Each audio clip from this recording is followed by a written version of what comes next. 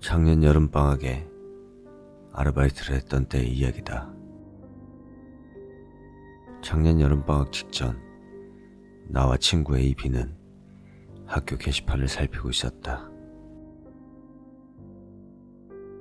그런데 그 중에 이상한 아르바이트의 모집 광고가 있었던 것이다. 그 내용은 일당 8,000엔, 피서지에 있는 별장으로 이사하는 작업, 3박 4일로서 숙박 포함, 식비와 교통비는 별도로 지급함 이라는 것이었다. 나는 얘들아, 이거 꽤 괜찮지 않냐? 라고 묻자 A는 전단지대로라면 그 별장에서 묵는 거겠지? 이거 편할 것 같은데 전화 한번 해볼까? 라고 대답했다. B 역시 야, 피서지에서 지내면서 돈까지 받을 수 있다니 괜찮은데? 라고 동의해서 우리는 그리 깊게 생각하지 않고 곧바로 전화를 걸었다. 전화를 받는 곳은 별장의 관리사무소 같은 곳이었다. 어째서인지 우리들은 면접 같은 것도 거치지 않고 전화 한 통화만으로도 즉시 채용이 되었다. 이때 수상하다는 것을 알아차려야 했을지도 모르겠다. 아르바이트 당일 우리들은 이른 아침에 출발해 오전 중에 만나기로 약속하고 별장 근처의 역에 도착했다. 역에 도착해보니 이미 우리들을 맞이하러 온 한 대의 차가 기다리고 있었다. 안에는 사람 좋아 보이는 40대 정도의 아저씨 한 분이 타고 있었다. 별장으로 향하면서 아저씨는 우리들에게 여러 가지 작업 내용에 대해 친절하게 설명해 주었다. 대충 기억을 떠올려보자면 장소는 피서지에서 약간 떨어진 곳에 있는 두 채의 별장이라는 곳이었다.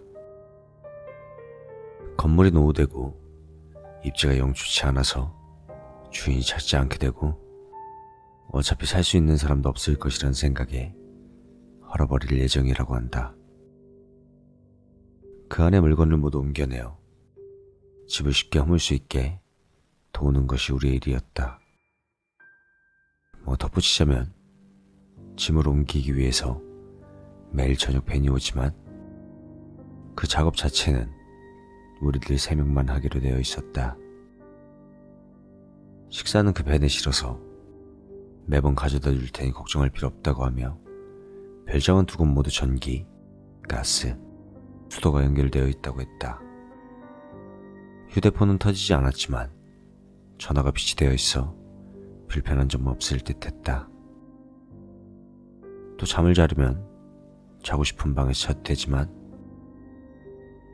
어차피 나중에 짐은 다 끌어내야 하니까 이왕 잘 거면 입구에서 가까운 쪽이 좋을 게다. 이렇게 아저씨는 말했다. 지금에 와서 생각해보니 그것은 외부와 완전히 격리되어 버리는 것을 뜻했다. 상당히 수상한 일이었지만 당시 우리들은 그것까지는 생각하지 못하고 있었다.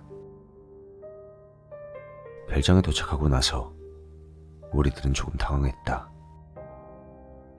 건물이 낡았다는 이야기는 들었지만 우리들 눈앞에 있는 건물은 생각했던 것 이상이었다. 두 채 모두 큰 건물로 보통 집과 별 다름없는 크기에 통나무 집 같은 느낌이었다. 하지만 나무벽은 검은수로 맺어 있었고 해가 비치지 않는 곳에 있어 건물 밑에는 이끼가 가득이었다. 게다가 정원은 몇 년이나 방치한 것인지 완전히 황폐해져 있었다. 나무들은 시든 채 가지를 여기저기 뻗치고 있었고 무성한 잡초 사이로 여기저기 담쟁이 덩굴이 얽혀 있었다. 나와 친구들은 우와 라며 멍하니 계속해서 가만히 서 있자 아저씨께서는 밖에서 볼 때는 이렇지만 안은 제법 괜찮아 라면서 가까운 건물부터 내부 소개를 시작했다. 다행히도 아저씨의 말처럼 바깥은 달리 건물 안은 꽤 깔끔했다. 누군가 먼저 조금 정리를 하고 있었던 것인지 현관을 들어서자 옆에 선반에 골판지 상자가 여러 개 두어져 있었다. 하지만 그 외에는 그다지 걱정할 만한 것도 없었고 별장이라고는 해도 평범한 집과 별로 다르지도 않다고 생각하며 계속해서 안내를 받았다. 그리고 그 다음에는 다른 한 채의 별장 쪽으로 가게 되었다. 현관을 들어서자 조금은 곰팡이 냄새가 풍겼다. 그리고 뒤쪽에서는 묘하게 음침한 기운도 느껴졌다. 아저씨는 거리낌 없이 건물 안의 설명을 해나갔지만 마지막에 아직 가지 않았던 1층 복도 안쪽을 보면서 우리에게 이렇게 말했다. 저 안쪽은 가까이 가지 않는 편이 좋아. 전에 비가 새서 그 이후로 바닥이 미끄러워서 상당히 위험하거든. 저 안쪽 방에는 별다른 짐도 없어서 그냥 헐어버릴 거니까 신경 쓰지 말고. 아마 곰팡이 냄새는 그 때문인가라고 납득했다. 대충 설명을 마치고 아저씨는 우리에게 명함을 건넸다. 그럼 잘 부탁한다. 이렇게 말하고 아저씨는 돌아가 버렸다. 첫날은 오후부터 작업을 시작한 탓에 어느 정도 정돈되어 있는 첫 번째 건물부터 시작했다. 건물 2층의 짐을 1층으로 내려놓는 작업을 하고 저녁에 밴을 타고 온 아까와는 다른 아저씨가 짐을 넘기는 것으로 첫날 작업은 끝났다. 우리들은 곰팡이 냄새가 난 집에서 자고 싶은 생각은 1도 없었기 때문에 아까 작업을 한 건물에 거실에서 자기로 했다. 저녁 식사를 먹고 목욕을 하자 지쳐 있었던 탓인지 금세 잠이 몰려왔다. 다음날 아침 식사를 하고 있는데 비가 이상한 말을 했다. 너희들 어젯밤에 이상한 소리 못 들었냐? 그러자 A가 뭔 소리?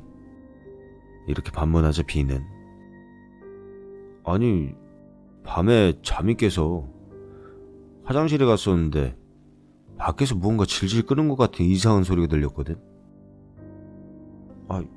왠지 기분 나빠서. 이렇게 대답했다. 나는 B가 우리를 겁주려고 장난치는 것이라고 생각했다. 야, 너는 입만 열면 거짓말이냐? 이렇게 웃으면서 받아쳤다.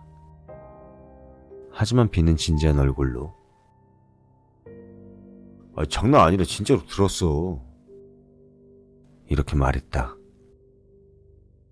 나는 예상 외인 대답에 조금은 당황했다. 그러자 A가 그럼 작업 시작하기 전에 잠깐 주변을 돌아보고 올까? 이렇게 제안했다. 식사를 마치고 우리는 A의 제안대로 별장 주변을 잠깐 산책하기로 했다. 하지만 주변을 거닐어 보아도 워낙 풀이 무성해서 지나갈 수 없는 곳도 있었는데다가 딱히 눈에 띄는 것도 없었다. 결국 그 일은 B가 동물이 지나가는 소리 같은 걸 들은 것으로 일단락됐다. 그날은 전날과 마찬가지로 어제 잤던 건물에 정리를 했다. 하루 이상 걸리지 않을까 걱정했지만 의외로 빨리 작업이 진행되어 그날 중으로 모두 정리하고 짐을 옮겨보낼 수 있었다. 그리고 그날 밤 내가 자고 있는데 옆에서 자고 있던 B가 나를 깨웠다. B는 A도 깨워놓은 상태였다. 이런 밤중에 왜 깨우는 거야? 라고 투덜거리자 B는 야, 조용히 하고 밖에서 나는 소리 들어봐 라고 작은 소리로 말했다. 나와 A는 뭐야 라고 생각하면서도 귀를 기울이기 시작했다. 그러다 정말로 칙, 칙 하고 무엇인가를 질질 끄는 것 같은 소리가 들려오기 시작했다. 나와 A는 서로를 마주보고 B에게 물어봤다. 저거 뭐야? 하지만 돌아온 대답은 낸들 아냐. 그러니까 깨운 거 아냐. 이런 대답만 돌아왔다. 동물의 소리라고 보기에는 무언가 지나치게 규칙적이었다. 저런 소리를 내는 동물은 도저히 짐작조차 할 수 없었다. 나는 조금 무서웠지만 A와 B에게 얘들아, 창문으로 바깥을 살펴보지 않을래? 이렇게 제안했다. A와 B 역시 나만큼 겁에 질린 듯 했지만 소리의 정체가 마음에 걸렸던 탓에 우리는 창문 쪽으로 이동했다. 커튼을 조금 열어 밖을 살펴보았다. 그러자 다른 쪽 건물 현관 쪽에 무엇인가가 보였다.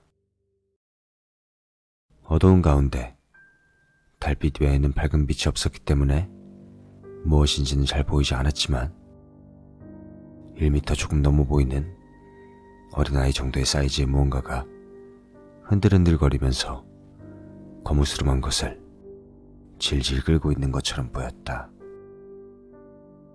우리들이 숨소리 하나 내지 않고 가만히 그것을 바라보고 있자 그것은 스르륵 무엇인가를 질질 끌기 시작하면서 건물 그림자 쪽으로 사라져갔다. 그것이 완전히 보이지 않게 되고 한 2, 3분쯤 흘렀을까? A가 물어왔다. 뭐야 저거? 저거 사람인가? 이렇게 내가 물었지만 정작 B는 저렇게 작은 사람이라면 어린애잖아. 어린애가 이런 깊은 산속에 게다가 한밤중에 있을 리 없어. 말도 안 되잖아. 이렇게 대답했다. 확실히 그 말대로 했다.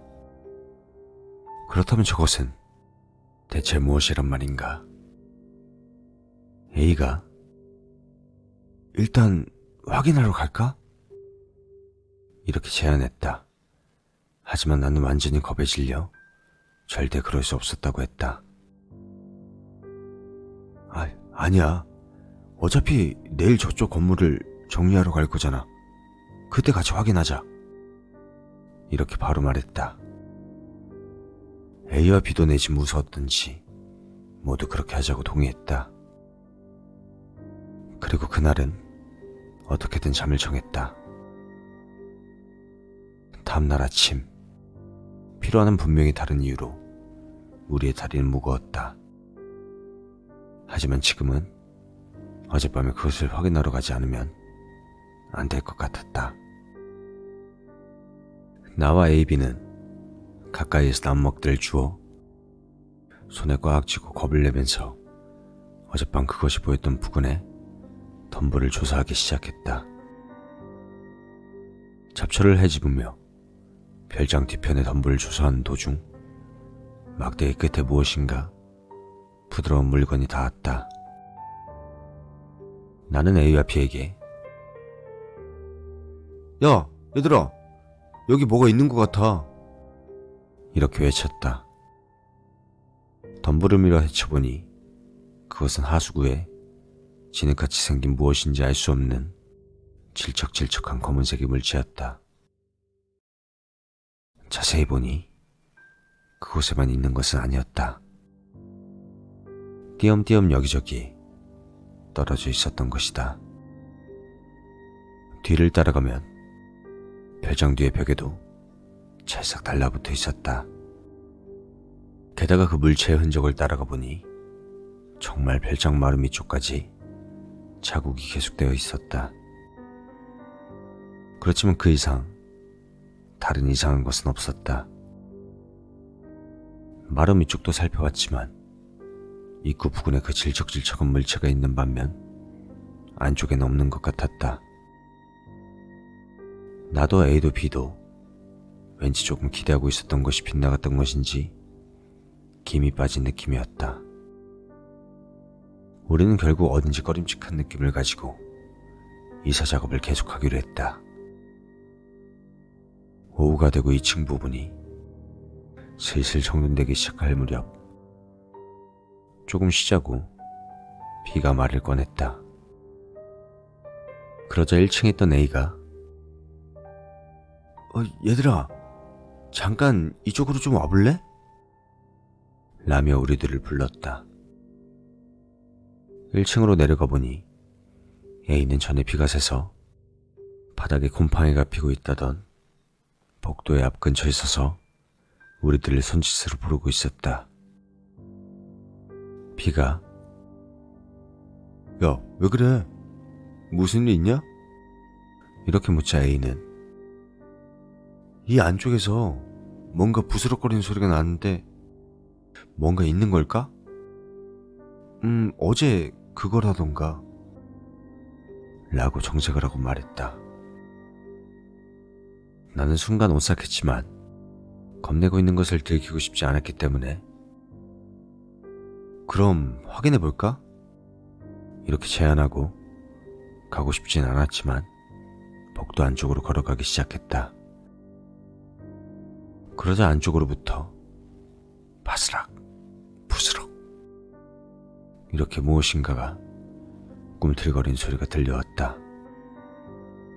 우리는 모두 굳어 있었다. 그렇게 한동안 있자 B가 겨우겨우 아니, 이거 동물이라도 안에 들어가 있는 거겠지? 이렇게 전혀 자신 없는 것처럼 말했다. 하지만 어제 일도 있으니 정말 무서웠다.